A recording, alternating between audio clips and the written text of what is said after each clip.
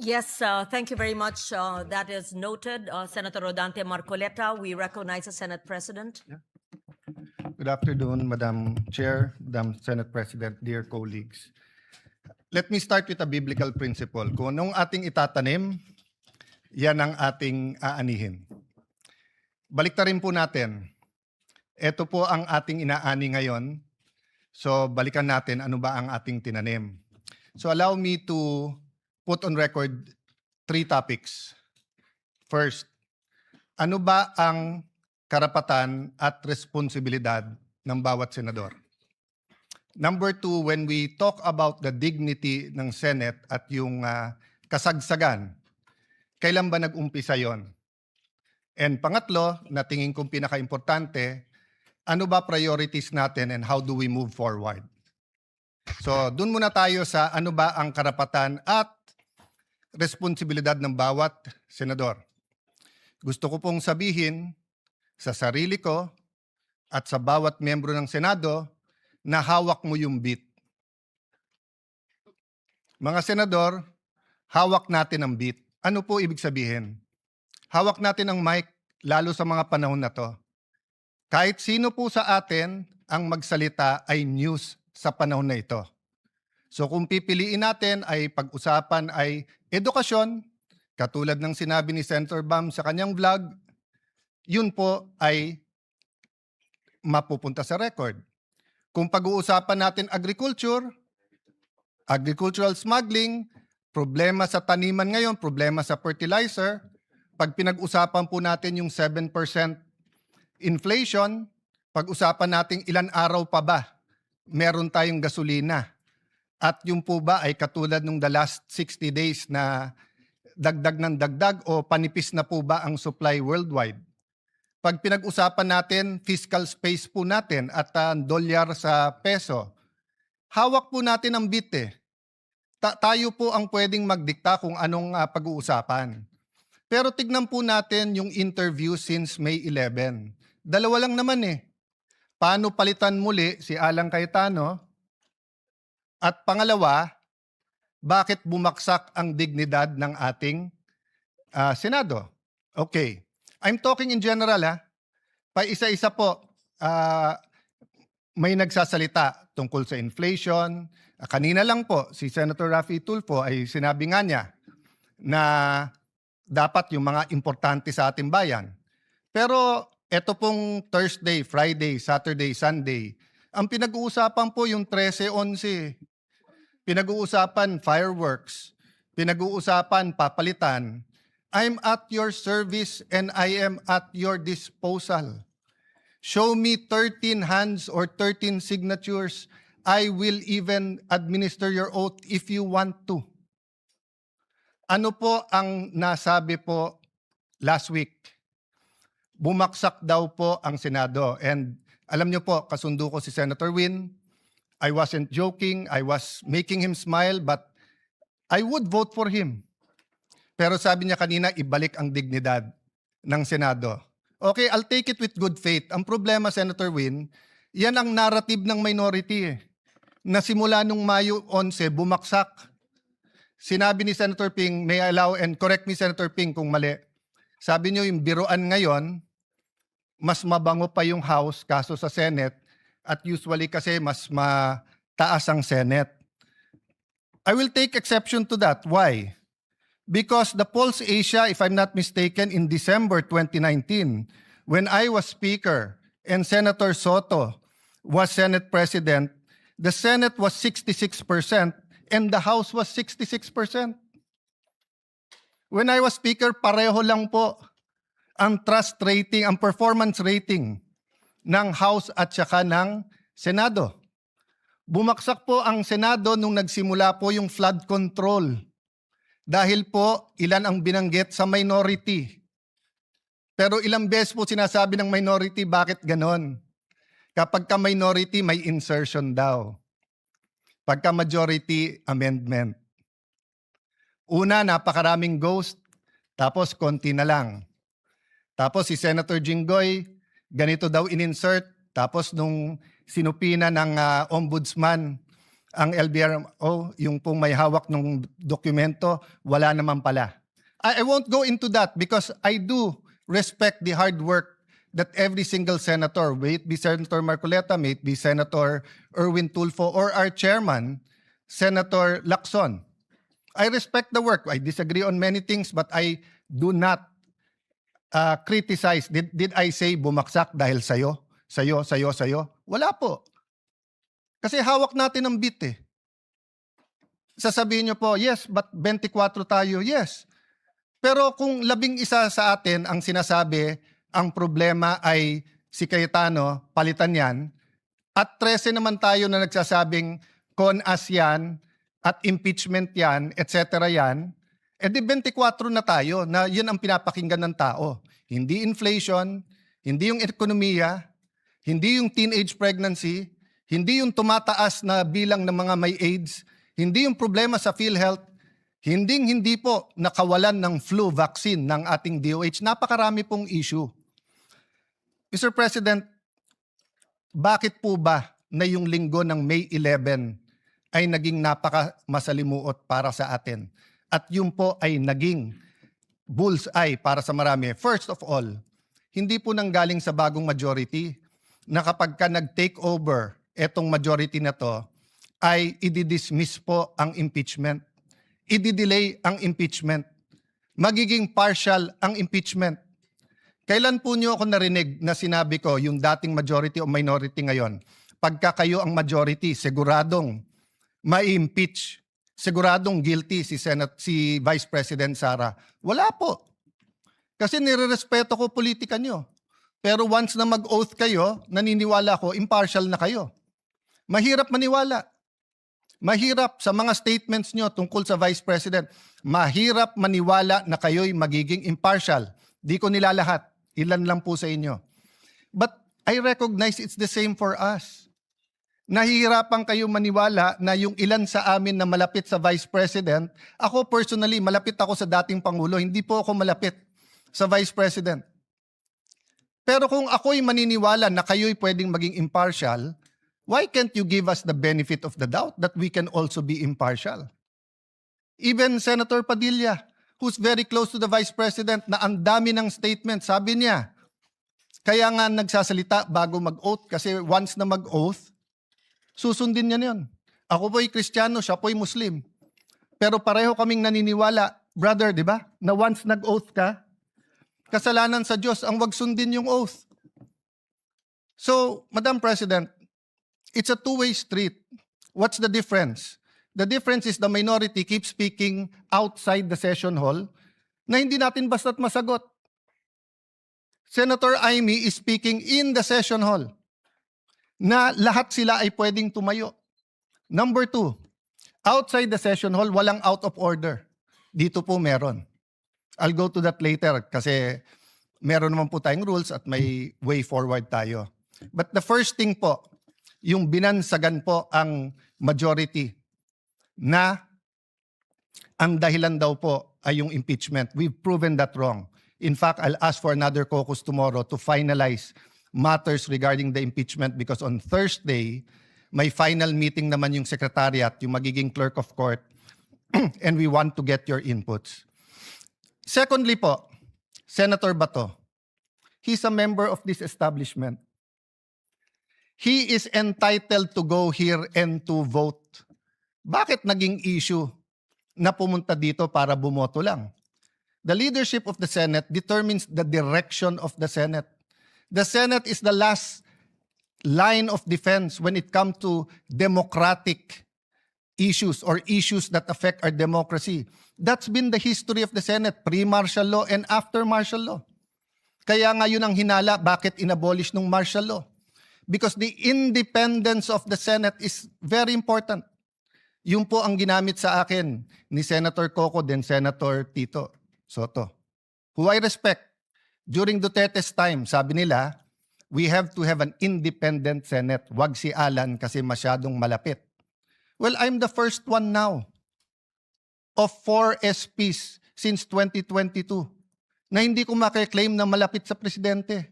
Have any one of you given us the benefit of the doubt that we will have an independent Senate?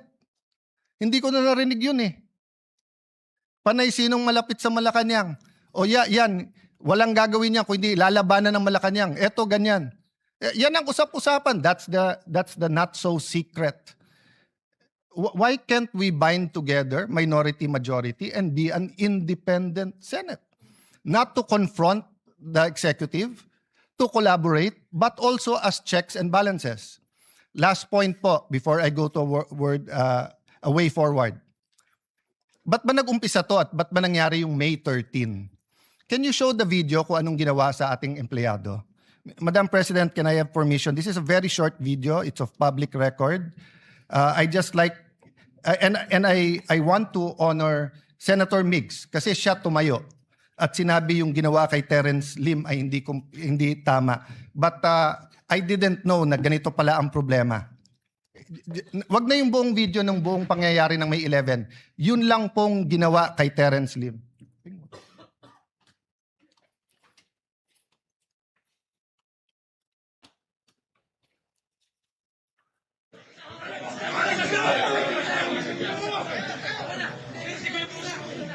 O before that, baksak na siya dyan eh.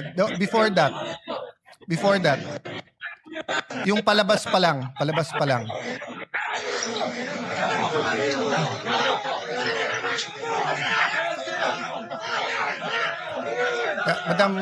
Madam Chair, may I ask, kahit na naghalo yung video, but yung palabas pa lang,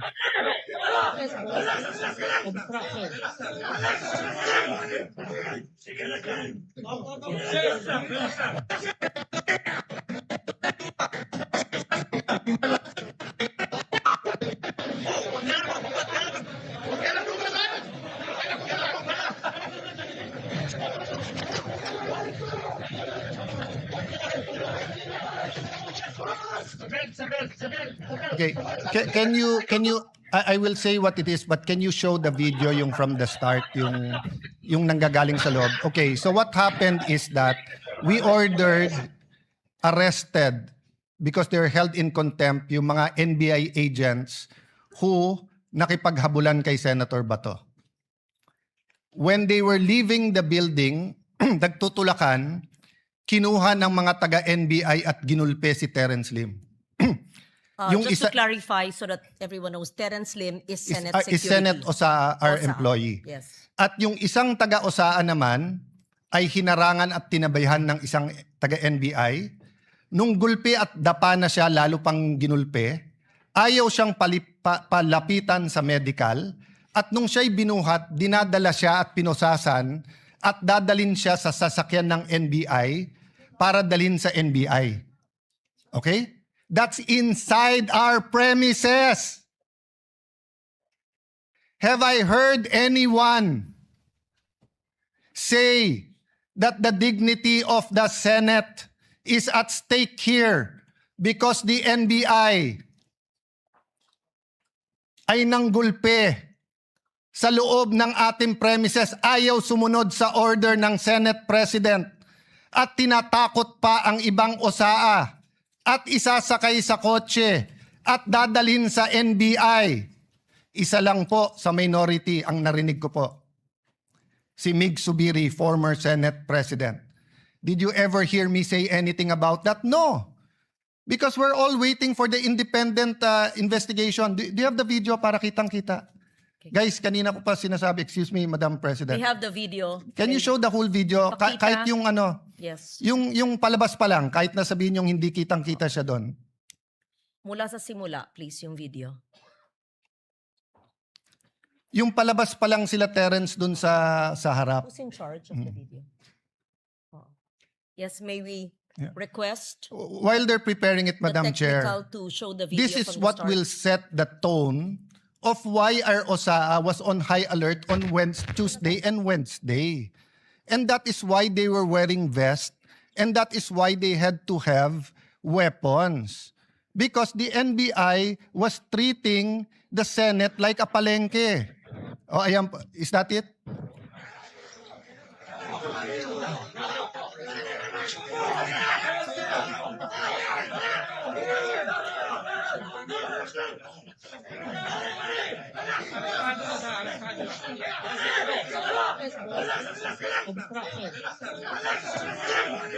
The person in white on the ground is Terence Lim, OSA, And all or those Senate who are Security.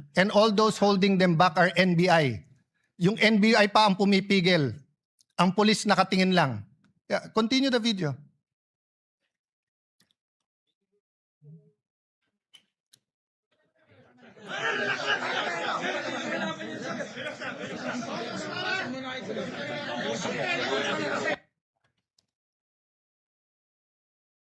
No, show the whole video, yung hanggang binitbit sa kotse. O kaya yung CCTV.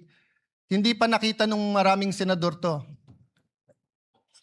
Madam Chair, that's one reason na hindi ko sinisisi yung iba sa minority. Kasi ako mismo, hindi ko nakita yung buong, yung buong video.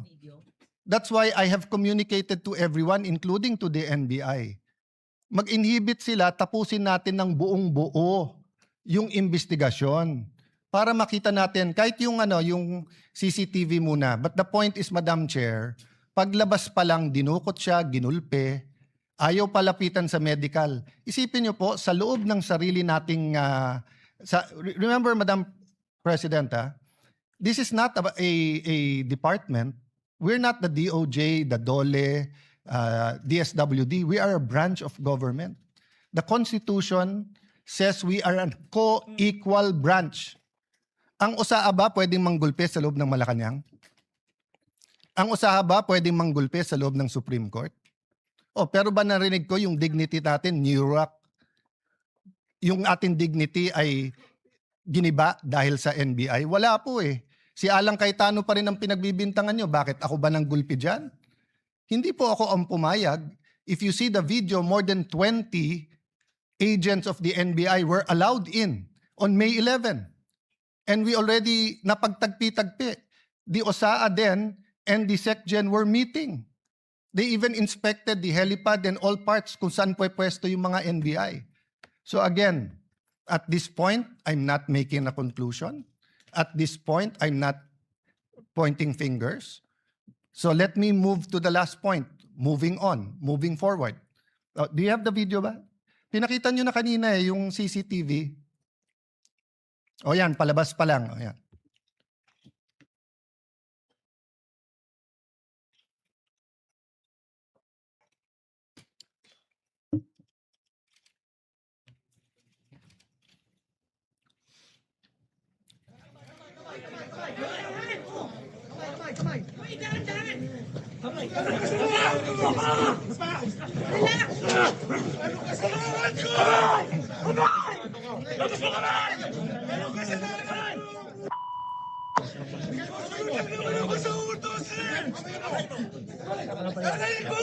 Ilabas mo kamay mo! Labas! Narinig ko! Narinig ko, hindi ko makahiya! Ilabas mo kasi kamay mo! Binubugbog si Terence Lim na OSA Senate employee. Binubugbog ng NBI sa loob ng Senate premises. At nung binugbog na, ayaw pandalin sa medical. Ayan, nakatayo na. Oh. Footage ng GMA yan. May footage din na. Dinadala sa kotse ng NBI. Pwede ba yung OSAA na kunin ang taga-PSG at isakay ng sasakyan ng Senate at kunin sa Malacanang? Pwede ba yung OSAA pumasok ng Supreme Court at kunin yung isang security ng Supreme Court at isakay?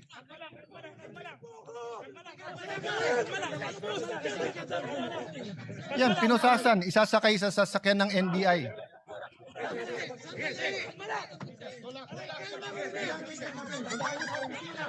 Tingnan nyo sa kaliwa, yung mga taga-NBI, pinipigilan yung ibang OSAA na tulungan si Terence.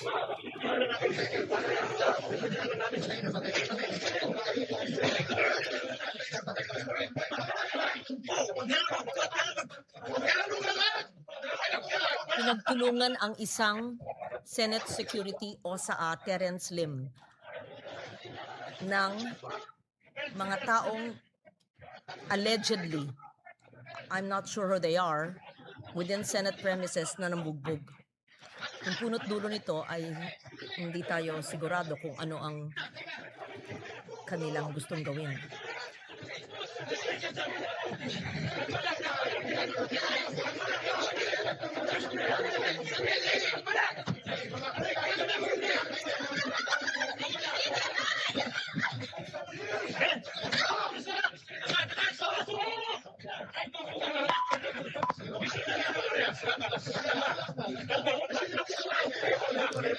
Madam President, I am 1,000% sure, 10 times over 100% sure that hindi to inauthorize ni Senate President Soto. In fact, when this happened, ako na ang Senate President. So I'm also 1,000% sure na hindi ko to inauthorize. And if you look at our rules and the Constitution, we have jurisdiction over our premises. So dun sa nagsasabing hindi inatake ang Senado, sige, nagpipigil na nga ako, hindi na nga ako nagsasalita eh. Pero nakita nyo nangyari yan. So ano yung context ng CONAS? I don't take it against Senator Soto, Senator Lacson, Senator Bam Aquino, Senator Kiko. They were not senators from 2022 to 2025. When Senator Mig Subiri and the rest of the group had to deal with the PI issue. Okay, that's in the past. So moving na. Okay. So I think lahat naman po tayo na ilabas na natin ang ating mga opinion. And I'm not stopping anyone from talking. It's a holiday on Wednesday. It's a day that Muslim Filipinos will be celebrating. Dapat makiisa po tayo sa paniniwala ng bawat isa out of respect, not sa same paniniwala. And I'm not suggesting we stop talking about politics. I'm suggesting number one, na pagbigyan ako ni Senator Amy na i-withdraw instead of ipa-strike off. Bakit po? Nakalagay kasi sa rules natin, any statement, and I paraphrasing, no, that offends a senator or the institution. No, so theoretically, may sabihin lang aking kaibigan Senator Migs, even if it's correct o hindi. It's the reason for this rule. What rule is that? That's yeah. No senator under any circumstance shall use offensive or improper language against another senator or against any public institution. This has happened many, many times in this August hall. This has happened. We offended each other. But why do you have this rule? Because we're collegial eh. The reality is we have to go home tonight upset at each other, but we have to go back tomorrow and work. Yun yung spirit nung sinabi ni Senator Pia na nangamusta ba? Because siguro sa lahat sa atin, bukod sa hindi siya mapolitika, she genuinely treats everyone here as her friend. So when something traumatic happens, many of our kababayans don't know that while myself, Senator Mark were in my room, Senator Loren, Senator Camille, and Senator Pia, once the security find out na barilan na, rushed into my room, turned off the light, then pushed them into a smaller room, yung banyo. Diba? So, it's traumatic. You may criticize what she said, how she said it, etc. But akala ko ba all feelings are valid? Bakit pag na-trauma yung nasa majority ngayon, mali. Pero pag na-trauma yung minority, okay lang. Diba? I'm talking in general. Whether you talk about green, yellow, pink. So, labas na ako dyan. Hindi naman ako Senate President ng buong bansa in the sense that I'm not elected like the Vice President and the President. I'm Senate President, but I am the servant leader of the 24 senators, including Senator Bato. I'm here at your service. Kung papayagan ako ni Senator Amy, then I'll ask her to withdraw. Number two, kung papayagan ako ng minority, tomorrow let's talk about the impeachment, but let's also talk about what are your priorities. What are our priorities? Let's use the last few session days. You want to talk about changing the Senate President? I won't take it against you. It's your right. Pero wag tayo dun sa yung integridad ng institusyon kasi syempre, didepensa kami. 'Di ba? Dahil ang tingin namin, bumaksak na to dati pa. But we're not pointing fingers. Bakit bumaksak? We're just letting history judge it. Sabi po nung iba, fresh start. Bakit? Hindi ba fresh start pagdating ko? Hindi pa nga ako nagsa-start, inuupakan na ako eh. Ganun na ganun nangyari sa SEA Games. When I was Secretary of Foreign Affairs, not a threat, serving everyone, wala akong problema sa SEA Games. As soon as I ran for Congress at sinabing magsi-speaker, kaliwat kanan na yung banat sa akin. But we proved them wrong. Nanahimik kami, overall champion, most number of gold medals, and it launched the careers of many in the Olympics. So again, I can take that attitude. Sa SEA Games, nagpagulpe muna ako. Actually, wala naman akong choice. Pero hindi kami gumante. Bakit? Because in the end, the performance will decide or will dictate whether we were justified or not yung mga pinanggagawa. So the same with me. Judge me as Senate President every single day, every single week. Kung tatagal ako ng 1 month, 2 months, edi for 2 months, 3 months, 4 months, di ba? Pero yung inuunahan, hindi pa nga nag-uumpisa, fresh start na, medyo foul naman yon. Yes, it's political, pero medyo foul naman, di ba? So I guess yun lang naman po ang spirit ng ating mga privilege speech dito na very political. Can we go back and start talking again about health, about education, about that's why we were unanimous in retaining and chairman of the Protect Committee because he was doing a good job in how the government can help us, no? So again, my speech is not perfect. You want to interpolate me in a later date, etc. But lahat nung nasa minority may tama kayong sinabi kanina. Sabi niyo po, people are watching us. So Senator Amy, the ball is first in your hands. Afterwards, it goes to the minority. Thank you for giving me this. Oh, sandali lang po, Senator Padilla, na hindi ko tataasan ng boses, brother. Ay magsasalita muna daw. Thank you for this opportunity, Madam Chair. Thank you, Senate President Alan Cayetano.